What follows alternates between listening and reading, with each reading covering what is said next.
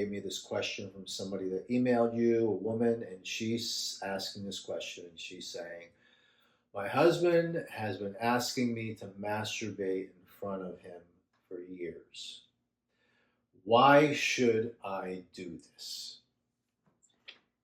All right. Number one top answer is because he's very visual and he needs to see. Because men are more visual than women. Women are more like they want the feely, touchy thing. But men, they get stimulated down there. They get very stimulated by what they see, and it makes them, very hot and want her. So obviously, so it's like he wants her to put a show on. Right. It's like the same thing as a man. That's the reason why they go to porn. They go to watch, something seductive, something very visual, on a porn site. It's what she's doing. She does that. She's touching herself. She's making all sorts of noises. She's moaning. She's doing all kinds of stuff. But you know what? That's what he wants. That's what he wants. He wants to see that. He wants to see that in his own room, own bedroom. And unlike what we've said or I've said before, and you agree with me, like a lot of these women they're good actresses. This is the 13th take. A woman can masturbate to an orgasm. Like, it doesn't have to be like, oh no, just a movie. That's just in the movies, or it's fake. Right, no, now the degree and what happens and what fireworks they add is Hollywood or whoever. But it's important to note that this is something that obviously women have done before. You know what I mean? Like, show me a woman that's 50 and never's masturbated, and I'll show you, an alien that's been living with us and I haven't told you about our whole life. I teach my sexual sisters 5 stones. Grab 5 of your best stones. Use it in your bed chambers. And everybody's 5 stones are different. But usually the most common one stone that we all have, that we can all use, is that we can do something that seduces our husbands into watching us, and it's usually masturbation.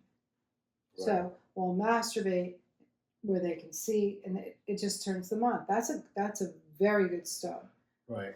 That's a great stone. The 5 stones, and where that comes from, a biblical perspective of David picked up 5 stones. Just in case. Yeah, just in case. But it was Goliath's brothers rather than if he missed, but whatever the reason is. He killed Goliath. 5. But he picked up 5 stones, and he knew that these 5 stones. He was comfortable with them, and the slingshot. And I've heard you tell women that.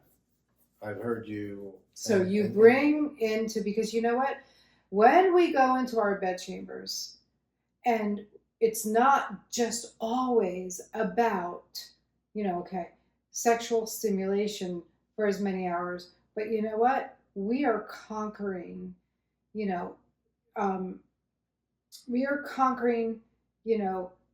things that are coming at us in our marriage, are coming at us in our family or in our children. So there's things that we need to conquer, things that are coming to kill, steal, and destroy.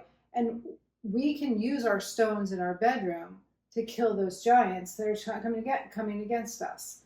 And we basically defeat our enemy in our bed chambers. And we open up places and portals and things in the atmosphere of heaven. They come down. And they help us. But in a very practical sense, that is the place where you are physically, spiritually, mentally, completely 1%. Sexually, every 100% full of unity. Yeah. When we're in unity,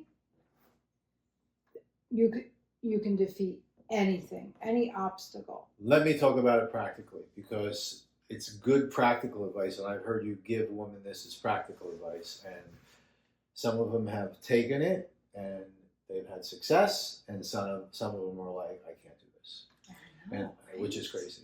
So in these instances, a woman will come to you and say, I don't know what it is. I don't know if my husband's having an affair, but he has no interest in sex, and we're lucky if we have sex every 6 to 8 weeks.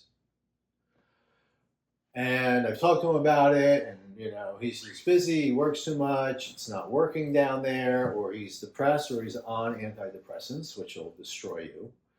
Like a lot of other things, insulin, there's a lot of things that will just take you out.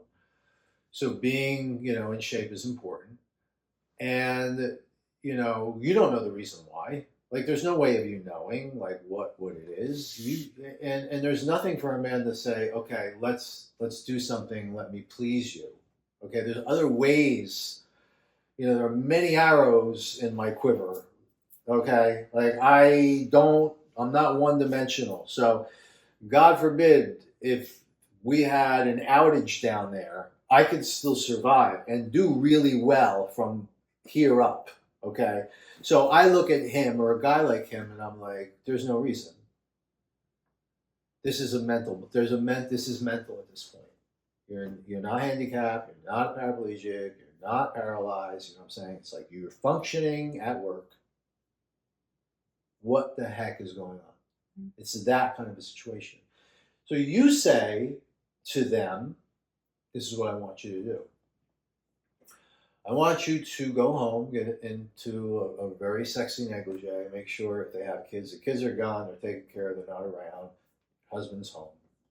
I want you to go into the bedroom, make it look nice, get dressed up in this nice sexy negligee, put some candles on it, some music on, get your vibrator, open your legs, and start giving yourself an orgasm. And after he hears you have a couple orgasms, he might come in. And if he comes in and says, what the hell are you doing? Then you have a conversation with him about why you're doing what you're doing and see how that works. Okay, so now it's happening a lot. You got on one part of this is the guy being like shell shocked. Who the heck is she? And who's she thinking of? And what's going on here?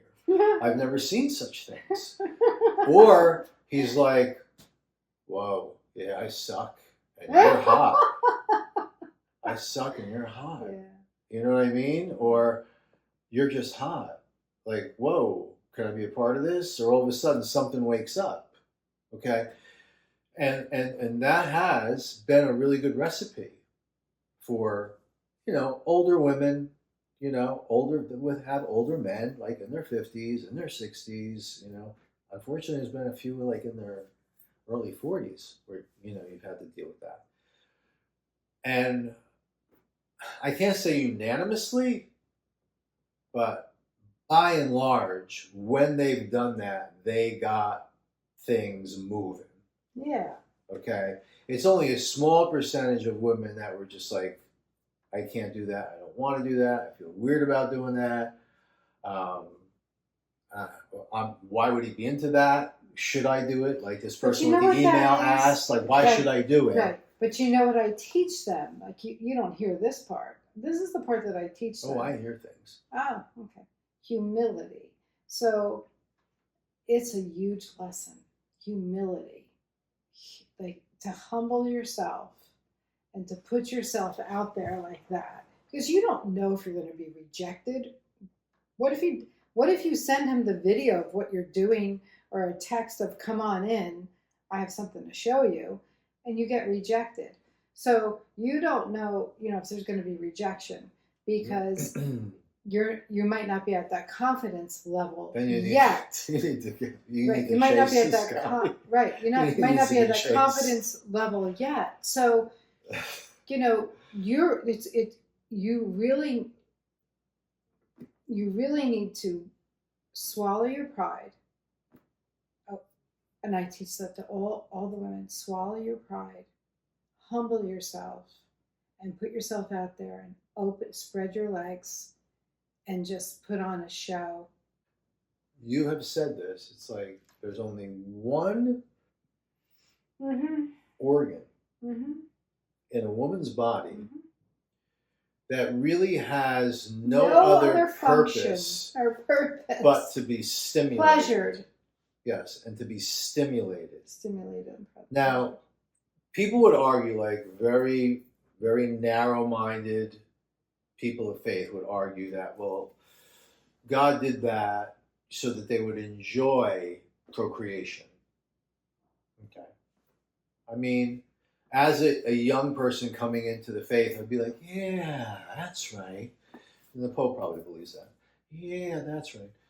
But the fact of the matter is, if that was true, then if God is so magical, that thing would just run out of batteries at a certain age. Yeah. And it does not run out of batteries. It gets greater and greater. Right. So you have something with 6,000 nerve endings that's like a central nervous system to all your other spots, your O spot, your G spot, your A spot, all of them, all the spots. I think there's like 9 different zones. And there you are, and it is this one thing the size of a pea that is there for no other reason to give you pleasure. So why is it so bad if your husband is not touching it that you touch it? What is this, some big test? Like, okay, we get on a line, we stand before God, and God's like, did you touch it? How many times did you touch it? Oh, I only touched it 8,000 times. So how many times you touch it? I touched it 6. What we were saying. So you get a bigger house. God gave this part of our bodies, the clitoris, gave this gift to our bodies. There is no shame in it, and yeah. So like, okay, so and it has nothing to do with marriage. And it's different than a marriage. It has nothing to do with marriage. Do you know that? Yeah. My clitoris has nothing to do with marrying you.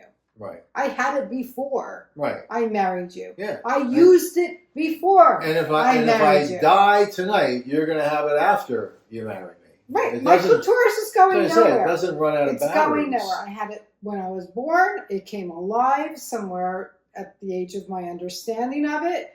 And when it became stimulated, and I used it for my own pleasure and good before I even knew you. Yeah. And it's going to be here after you're gone, or whoever goes. Exactly. So for that reason, I can easily see how it's justified for you telling women that. And it's like, go rock their world, man.